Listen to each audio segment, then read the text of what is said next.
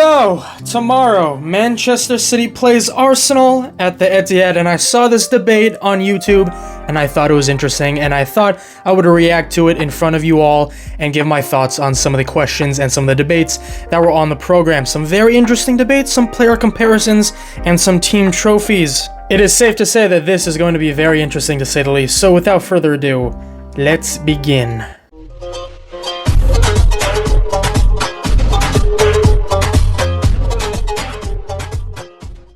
My team, then Bukayo Saka. 3, 2, 1. I have to go to my boy. He's been a star for 3 years now. Yeah, you know what? Call me biased, but I think I would rather have the reigning Premier League player of the season, the PFA player of the year on my team. Okay, a guy that doesn't have, 20 goals with penalties. He has 20 goals without penalties. And, yeah, versatile, plays left wing, right wing. We won the league with him as a center forward, as a young 18, 19-year-old, I believe. Yeah, he could also play in the attacking mid-role. Beautiful first touch, beautiful dribbling ability. Not saying Saka doesn't have those things, but yeah, look, I don't go off of SofaScore ratings. I don't go off of EAFC ratings. I don't care about any of that. By the football, by the technical ability of both players, and by the eye test, Foden is the better player. He was a better player last year, and right now he's currently the better player right now. However, though, Bukayo Saka is an exquisite football player, so if you choose him over Foden, I'm not going to get on you too much, but I just prefer Foden. Playing ahead of him, he's had to be patient and bide his time. Do you think that's harder than being chucked in, though, at a team that's underperforming with the fan base we had a few years ago? No, it's harder. It's quantifiably, unequivocally harder for Phil Foden to be in that team than it is for Bukayo Saka to be excellent in that Arsenal team.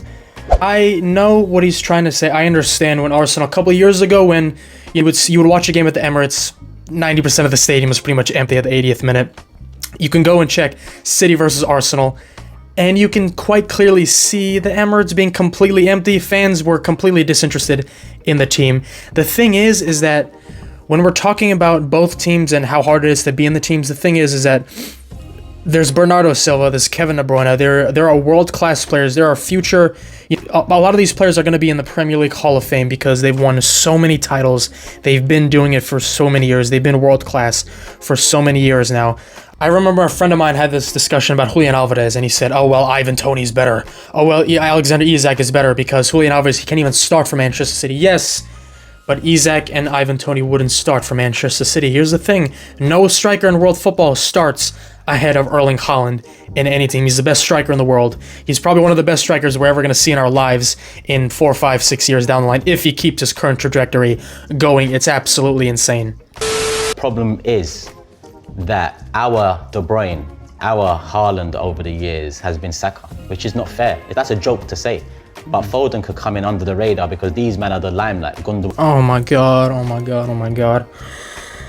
I know he's saying this from the early days, but he's also talking about now, and a lot of Arsenal fans agree with him, given by some of the comments and some of the stuff I've been hearing on social media.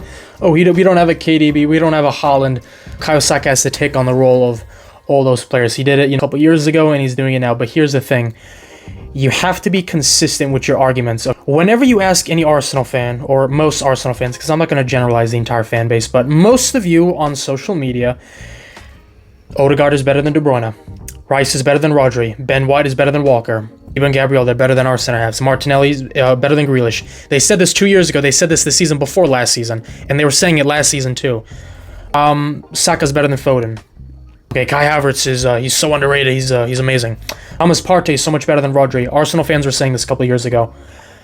You cannot flip-flop with your decision-making on this. You can't flip-flop your agenda on this. When it's not about Saka, you have the best players in the world. You have the best attack, you have the best midfield, you have the best defense in the world. But when you talk about Saka specifically, suddenly all these Arsenal players, all these other Arsenal players, their abilities become mute. You don't talk about them as much because you want Bukayo Saka, you want to elevate Bukayo Saka in that argument. No, it's not really consistent with the majority of Arsenal fans because you keep calling our players lesser than yours, and you're suddenly trying to tell me that they're not because Bukayo Saka's taking on that role as a playmaker. No. Arsenal are a bigger club than Manchester City. 3, 2, 1.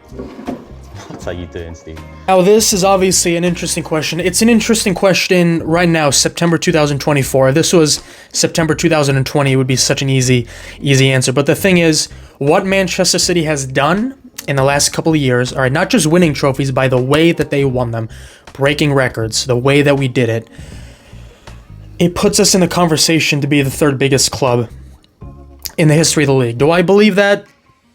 I'll be honest with you, it's not a definite answer. That's why I'm saying no. The next three, Arsenal, City, Chelsea. I'm not saying you'd be right. I'm just saying you can put those three in any order and you can have a solid argument for each one. The thing is that having Arsenal last on that list doesn't fit right with me. It's a bit iffy. That's the thing. Whichever club you put last, you're going to look at it and say, maybe I shouldn't have done it. Your history isn't as good as ours now. Of course it is. Like what? 13 league titles, No. most doubles in the league, or joint most doubles. It's not really history, is it? Of course it's history. No. I completely disagree with Big Steve here. Come on. Let's have a little bit of a, come on. The most doubles in the history of the Premier League, or the history of the country, is extremely significant. Won 4 in a row. It's never been done in English football history. We got 100 points. It's never been done in English football history. We won the treble. That's the thing I love about our history.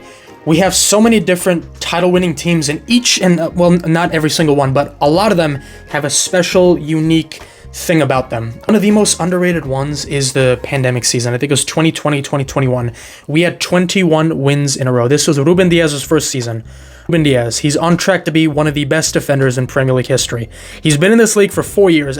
He's won 4 out of 4 titles. First year, Football Writers Association Player of the Year. He completely changed our defense. So him and John Stones, that became one of the best partnerships in the Premier League in the world that season, in my opinion.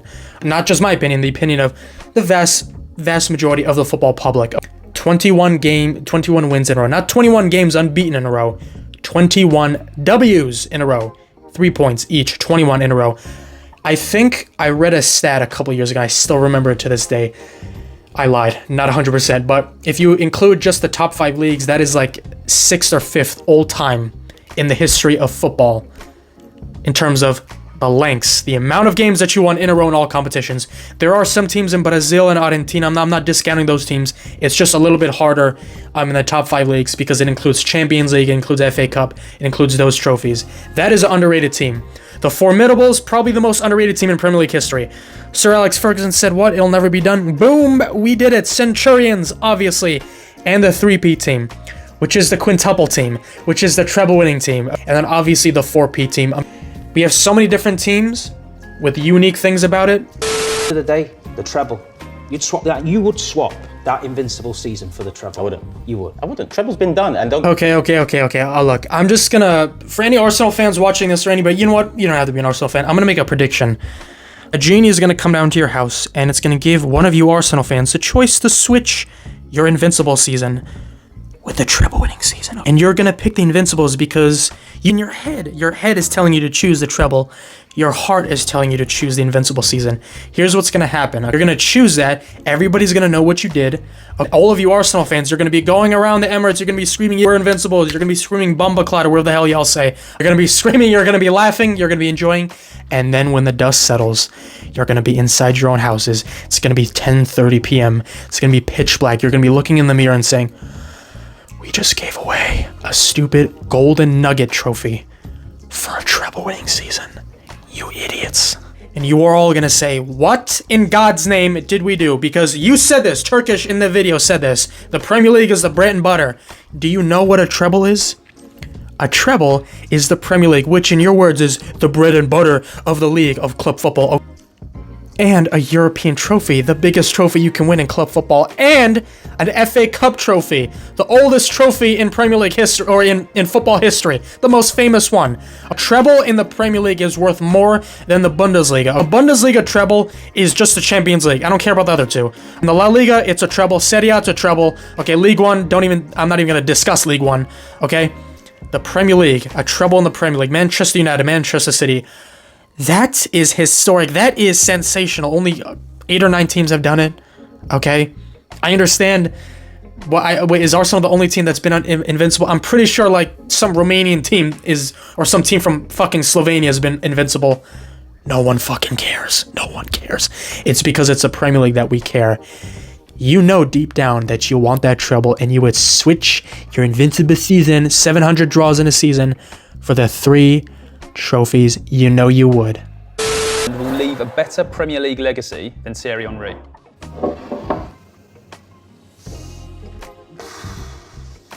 Steve.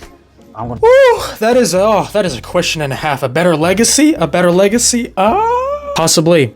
He's not the better player, obviously, but legacy, yeah, 100%. If he wins a couple more titles, if he goes for a 3rd straight title, 3rd straight Golden Boot. I mean, we've never seen that in the history of the league, in the history of the country. So he is gonna rack up a lot of points in this argument. But for right now, I think it's a disrespectful question. Generational talent. Yeah. And if he does stay, he has the potential to be the best striker ever in this league. The problem is Henry's the best player in the league. And Yes, I agree. Water is wet. Yes, I know. Henry is a better player than Erling Haaland. First of all, let's have a moment of silence for Henry because his work wife just got married. Greatest. It has more to do with trophies and accolades than it has to do with just your footballing prowess, your athletic prowess. Because if we're talking about greatness, Henry might not be the greatest ever. Wayne Rooney could be the greatest player ever.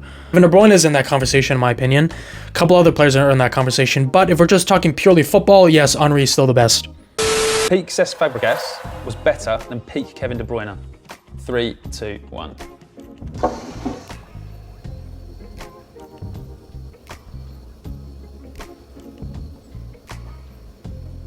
No. Look. I'm just gonna quickly just throw this out there. 4-3-3. If we did the Premier League all-time 11 for a couple of teams, and we had to include a defensive midfielder. First team 4-3-3, just 3 in the midfield. De Bruyne, Gerrard, Vieira. All-time team. Second team. Keane, Lampard, Scholes. No, Keane, Lampard, Dennis Bergkamp, or our, third team. Scholes, we'll go with N'Golo Kante or Rodri, and we'll go with David Silva. Fourth team, we'll go with Rodri, and then we'll go with Yaya Toure, and then we could put Cesc Fabregas. So he definitely doesn't make an all-time 11. He doesn't even make the bench. If we're strictly using a defensive midfielder. First team, second team, third team. He might make the third team or fourth team, but definitely not first or second. De Bruyne comfortably makes either the first or the second team. This is not a debate. Kev's been more consistent in the league in terms of playing part in trophy-winning teams. I just look at Fabregas and I say he's had 2 primes in this league. The one for Arsenal where he was more of a attacking mid, number 10, and the one at Chelsea where... Fabregas did have 2 peaks, yep. Peak 1, next year. Peak 2, next year. I would rather have Kevin De Bruyne. I always see Kevin De Bruyne compared with some of the greatest players, some of the greatest midfielders that we've seen. Every time we talk about Ozil, we have to use the word prime, because consistently he wasn't that good. Ricardo Kaká, we have to use the word prime. 2007, because we can't use the word consistently with him. He's right over there. Okay, he's right there. One of my favorite players of all time. When I was a kid, I don't know if any of you remember this, but my favorite number is 22. That's been my favorite number since I was a kid, and it'll always be my favorite number. I loved players who wore that number, and Ricardo Kaká, he was amazing. I styled my hair like him before a game once, before a tournament, because I loved watching him play football. And I was an attacking midfielder, and I loved driving towards goal and hitting like a long shot, and he was like the king of that. But the thing is, it's always prime Kaká versus prime Kevin De Bruyne doesn't have a prime. He's consistently been in like the team of the year for the last 7 years, every single year. He's consistently been the best player in the Premier League each of the last 5, 6, 7 years.